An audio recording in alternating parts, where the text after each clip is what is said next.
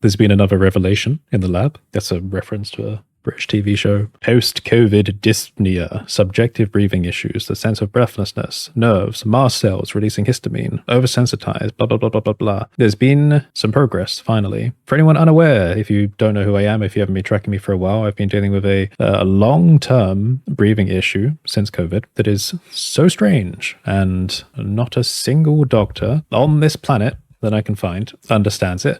I even entered formal education into biomedical sciences to, or not even specifically to understand this issue, but just to kind of like widen the breadth of my understanding to try and figure it out. So since 2020, I had a spontaneous reaction to milk protein, which seems to be alpha-1 casein, potentially due to the breakdown into beta-casomorphin 7. Only since COVID, basically after having milk protein within the next few days, a sensation of fake breathlessness appears. So sensation of suffocation, but everything is objectively, measurably fine. Blood oxygen fine, lungs fine, etc., etc. Over time, it became apparent that there was a connection to histamine in some way. As though milk was a trigger, high histamine dietary elements would also extend the amount of time that the sensation would be there for. So it kind of lended to this idea of hepatic clearance of histamine competing with other elements. For example, I've got Gilbert syndrome, so there's bilirubin. We're kind of looking into the efficacy of the liver for filtering things out, whether there was some kind of autoimmune response now where certain cells, looking at mast cells for MCAS, mast cell activation syndrome, were continuously releasing inflammatory cytokines, and why that might be the case. Anyway, it went away in 2020 after about 6 months, but it came back in 2024, at the end of 2024, after an mRNA Moderna vaccine. And that was a big mystery because that's not a live virus. So we started looking into spike protein, whether diffusion of spike protein into the blood then binds to things like carotid bodies and it affects like the sense of oxygen in the blood, or whether that diffusion then re-triggers mast cells, like increases their sensitization or lowers their threshold for activation, degranulation, etc., etc. There were lots of avenues to look at, but now something interesting has become apparent. So I was always trying to figure out, well, if these cells are degranulating, where are they? I was not really sure of the location. I'm pretty sure now they're at the base of the esophagus. The reason I say that is because when looking back at an endoscopy from literally just a few months before the breathing issue started, degranulation of immune cells had already been observed. Now, I didn't even think to go and look back at the endoscopy report. I came to the degranulation idea myself. But when I looked back at the report, it said eosinophils degranulated. I was like, interesting. So we know that some immune cells are degranulating, but it's not the ones I'm thinking of. The breathing issue was not present when the eosinophils were degranulating. You might wonder, why were they? Because I've got 2 centimeter sliding hiatus hernia, which is letting some silent reflux touch the base of the esophagus, giving mild eosinophilic esophagitis. So me,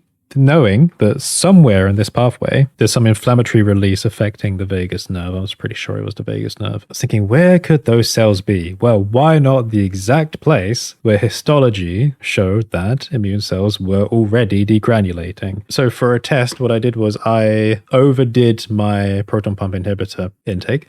Warning, don't go beyond what your prescription allows for.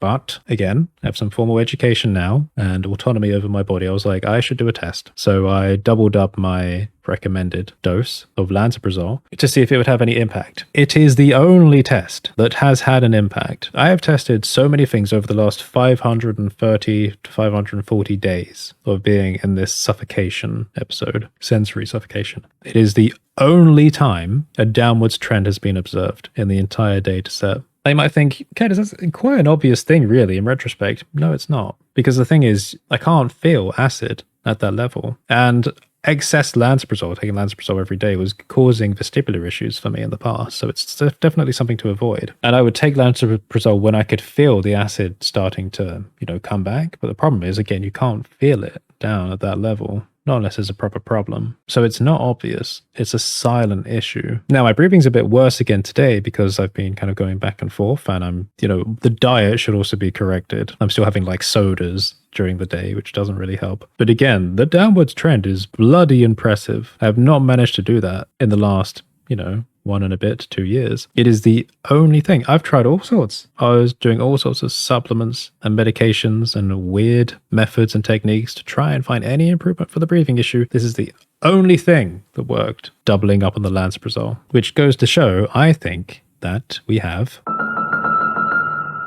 found where the mast cells are. And I'm still pretty sure it's a mast cell issue. Because again, when the eosinophils were degranulating, it didn't cause this issue. So there must be some kind of mediator release from specific immune cells that were in some way, somehow affected by the mRNA vaccine. So again, I'm still struggling, but it's the first time anything like had a big impact on the data. I was like, wow, okay, maybe we found the solution. And it would also explain why I feel like the only person in the universe that has this very specific non-objective version of dyspnea, because there are some very specific things that may have allowed this to happen. One, maybe a general sensitivity to something like, I don't know, fucking spike protein, lowering the threshold of immune cells, because I've got some really weird immune behaviors anyway, cut back to the corneal neuralgia, and ever since then it's been overreactive to any kind of irritation. But also the hernia, allowing acid to lick the epithelial cells, but also if there is a histamine issue or any other mediator, and if there's an issue with clearing it, again, I do have a liver disease. So we may have a combination of factors here kind of playing into why, if the same thing happened to someone else, it may not present in the same way. Sensory nerve issue, immune issue, liver issue, stomach acid issue, all things that may not be present in the next person who may have had a similar issue occur but recovered from it like that. So I'm still not out of the woods with the breathing issue, but like I said, it's the first time there's been a boom, immediate, obvious downwards trend after such a horrible period of time, by the way. So that's even more impressive. It wasn't like a gradual thing. It was like things are getting terrible, terrible, terrible over the Easter period. Things are plateauing and not getting any better. Then all of a sudden, really obvious trend downwards. So impressive to me anyway. So yeah, it's just a little update health-wise. I'm going to keep on keeping on with it and see how we go. See you around.